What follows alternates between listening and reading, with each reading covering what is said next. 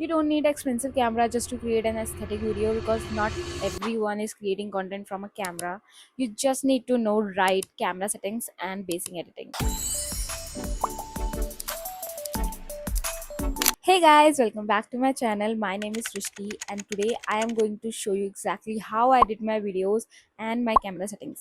Everything I do is super simple and beginner friendly. So if you are a content creator or you want to start, this video will help you.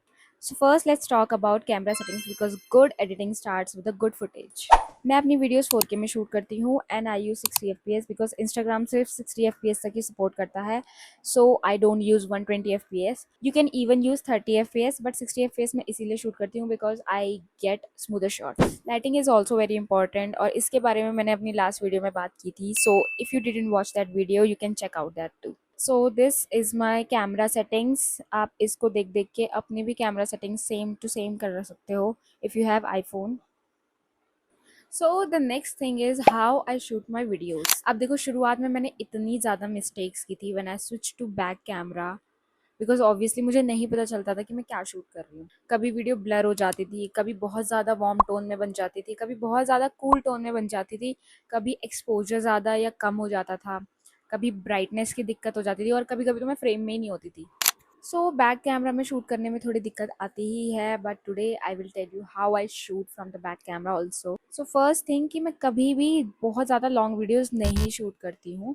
For example अगर मुझे एक transition बनाना है तो मैं उसकी 2-3 clips निकालूंगी 3 बार और वो होंगी मैक्सिमम 1-1 मिनट की. सो दैट क्या होता है कि जो बेस्ट क्लिप्स होती है मैं उनको रख लेती हूँ एंड जो बाकी की मुझे नहीं अच्छी लगती वो मैं डिलीट कर देती हूँ बिकॉज ऑब्वियसली आईफोन में स्टोरेज की बहुत ज़्यादा प्रॉब्लम होती है. तो see if you are shooting a transition reel तो आप कोशिश करो कि आपका जो बैकग्राउंड है वो एकदम क्लीन हो और प्लेन हो because it's best for smoother transition. क्योंकि जब मैं पहले वीडियो शूट करती थी तो जो मेरा बैकग्राउंड होता था वो बहुत ज़्यादा डिज़ाइनर होता था जिसकी वजह से जो मेरे ट्रांजिशन वीडियोस थे वो एकदम बेस्ट निकल के नहीं आते थे और एकदम स्मूथ निकल के नहीं आते.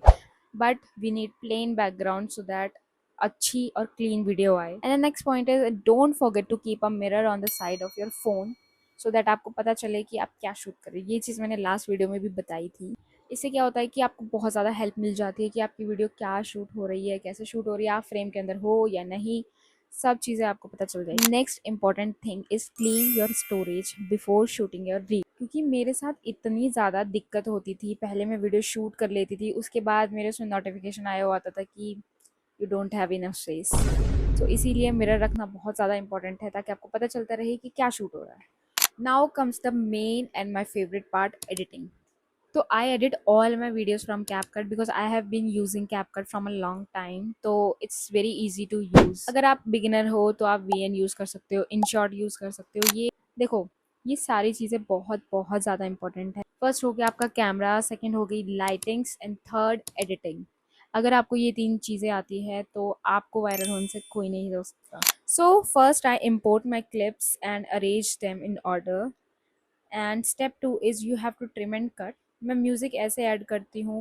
फॉर एग्जाम्पल इंस्टा पे कोई भी वीडियो से साउंड ले लेती हूँ, उसे डाउनलोड करती हूँ एंड देन एक्सट्रैक्ट कर लेती हूँ for better visuals. And if you want to add text in your video you can add it from here and effects also. Now the next thing is colour adjustments. देखो शुरू शुरू में तो मुझे पता ही नहीं था कलर एडजस्टमेंट भी करते हैं लोग अपनी वीडियो में because obviously I was new there. But एक दिन जब एक क्रिएटर ने अपना एडिटिंग ट्यूटोरियल डाला तो तब मैंने देखा कि उन्होंने भी अपनी वीडियोस में एडजस्टमेंट की है. देखो कलर एडजस्टमेंट से क्या होता है ना कि वीडियो और भी ज़्यादा अच्छी निकलती है. आप क्या कर सकते हो कि आप ब्राइटनेस बढ़ा सकते हो, कम कर सकते हो, कॉन्ट्रास्ट बढ़ा सकते हो, कम कर सकते हो अकॉर्डिंग टू योर वीडियो.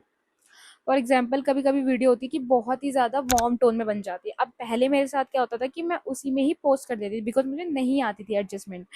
तो मुझे इसके बारे में पता ही नहीं था. बट अब अगर मेरी क्लिप्स वैसे शूट भी हो जाती है तो मैं क्या करती हूँ कि उसको जाके एडिटिंग में ठीक कर लेती हूँ. I think every other creator do adjustment in their video. सिर्फ वही नहीं करते हैं जिनको पता नहीं होता उनके बारे में. For example now the final touch. So देखो सबसे पहले आपको क्या ध्यान रखना है before exporting. Check everything in your video, the audio, the effects, the transition, everything you should check.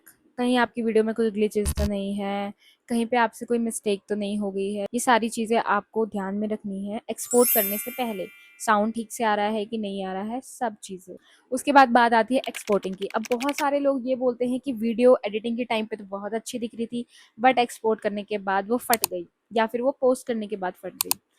So guys, यहाँ पे आपको ध्यान देना है कि एक्सपोर्ट हमेशा 1080p 60 fps में ही आपको एक्सपोर्ट करना है, क्योंकि इंस्टाग्राम 4K सपोर्ट नहीं करता है। तो अगर मैं 4K में वीडियो शूट करके उसको 4K में ही एक्सपोर्ट करके फिर इंस्टा पे पोस्ट कर दूंगी तो वो नहीं होगी अच्छे से, और कहीं ना कहीं उसकी क्वालिटी डाउन हो जाए। So you have to export your video in 1080p and 60 fps। So yeah, that's how I exactly shoot my videos and edit my videos. So if this video helped you guys, don't forget to like, comment, share. And also, if you are new here, don't forget to subscribe my channel. And also let me know on which topic do you want to see the next video.